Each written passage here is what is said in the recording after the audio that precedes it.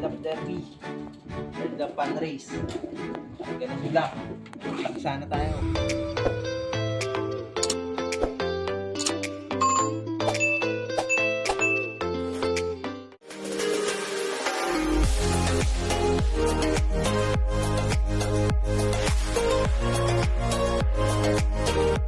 Yo, what's up? Welcome back muli mga kalapatids dito sa ating channel. And for today's video mga kalapatids, eto, kakarga muli natin si Black mga kalapatids for the second lap derby.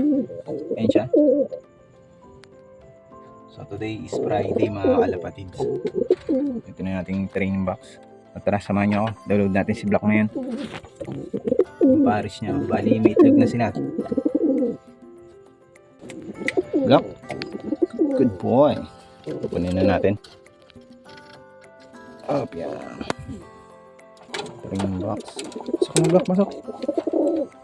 Siya mga kalapatids. Good boy. Cut off nga tayo ng first lap mga kalapatids. Sapang. Pasok.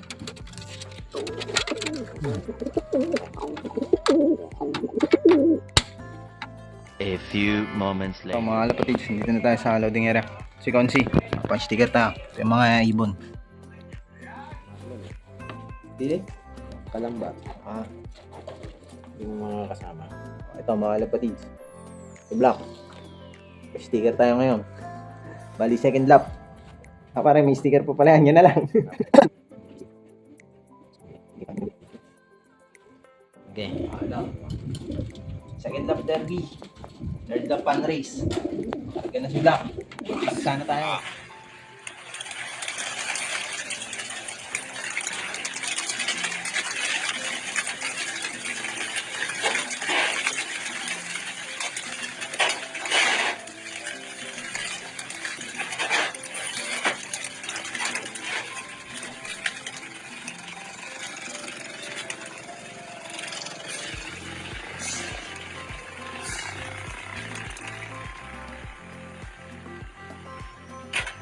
Nagpunta na doon sa bundok. What's up mga lapatids? So magandang araw nga muli sa inyong lahat. So ito dito, nag-aabang na tayo. Nandito na tayo sa loft. Ayan. Yung weather natin. Medyo naambon ngayong oras mga lapatids. So time check is 8:40 AM. So ayan, ngayon nga lang tayo nakapunta dito sa loft. Dahil galing tayong palengke. So ayan, medyo naambon mga kalapatids. Yung weather. So yun, na-release na yung mga ibon mga kalapatids kaninang 6:30 AM. So, Buena Vista Quezon mga kalapatids. O tara, abang-abangan natin si Black. So ito, meron tayong pasaway na ibon, nakakalabas. Nakalak yung trapdoor natin.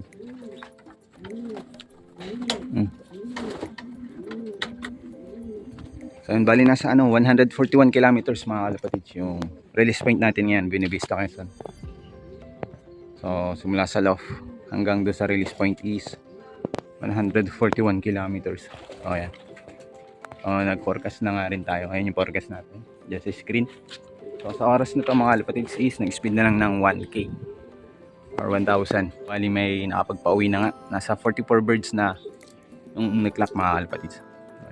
Nagdadatingin yung mga ibon. Hintayin natin si Black. Ayan, may dumadaan mga kalapatids. Yun. Ayun mga kalapatids, sana nga isa makauwi pa rin si Black. Dahil nung first lap is bali Tuesday na siya nakauwi. Nahirapan siya nung first lap. Baka na wrong way siya mga kalapatids. Tapos yun nga, Tuesday na, halos ilang araw na siya sa wild. So, hindi ganun kaganda yung kondisyon niya nung kinarga natin. Pero sa tingin ko, kakayanin niya naman umuwi. Kahit makauwi na lang siya mga kalapatids, so, masaya na tayo dun. Many minutes later. Yo, what's up mga kalapatids? So magandang hapon na natin yung lahat. So ito mga kalapatids, so good news is umuwi si Black. So ayan siya mga kalapatids. So ayan. So ngayong hapon is 5 PM na mga kalapatids. So oras na nga ng pagpapatawa natin. So kanina is naglaba tayo, hindi na natin naantay si Black. Pero cut off na siya. So naglaba tayo kanina mga hapon. Dumating to si Black kung sumilip ako mga kalapatids is mga alas 3 na ng hapon. So yan, so, ganun talaga yung karera. At least nakauwi ng ligtas at maayos dito sa loft si Black mga kalapatids. So para sa akin is panalo pa rin si Black mga kalapatids. So ayun, babawi na lang tayo sa mga susunod pang race. So ayan siya. Ayan, para sa akin is ayan, masaya dahil nakauwi siya dito sa loft natin. Nakauwi pa rin siya. Ayan siya mga kalapatids. So ayan, patukan na nga tayo. Pinatuka ko na siya kanina. Ayan.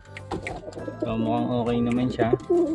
Pero nung kinarga ko talaga siya mga kalapatids is tingin ko is wala sa kondisyon. Parang medyo payat. Gawa nga kasi is yung first lap derby is Martes na siya nakauwi. So ayan. So pag-iisipan ko kung ikakarga pa natin siya sa last lap.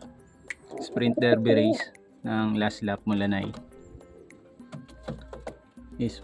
kasi is wala na naman siyang habulin mga kalapatids. Kasi first lap, second lap is cut off siya parehas. So tingnan natin. Tingnan ko, pag-isipan ka mga kalapatids. So ayan, abangan nyo lang sa susunod nating video. So ayan, mukhang okay naman. Yung input niya medyo buo-buo na. Ayan, kaso green pa yun. Pero nung kinarga ko to halos ganun din, medyo may tubig mga kalapatids. Pero hindi naman ganun kaano. Kaya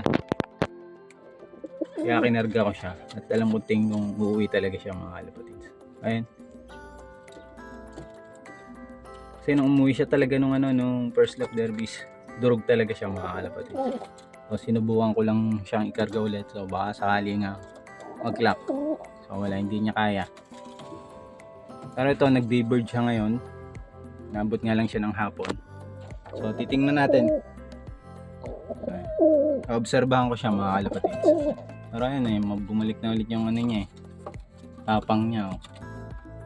Nung umuwi siya, hindi masyadong ganun Ayan. So ayan mga kalapatids. So paano, hanggang dito na yung video natin for today. Maraming salamat muli sa pagsama niyo sa akin mga kalapatids. Syempre, sa mga walang sawang sumusuporta at patuloy na susuporta dito sa ating munting channel. So maraming salamat sa inyong lahat.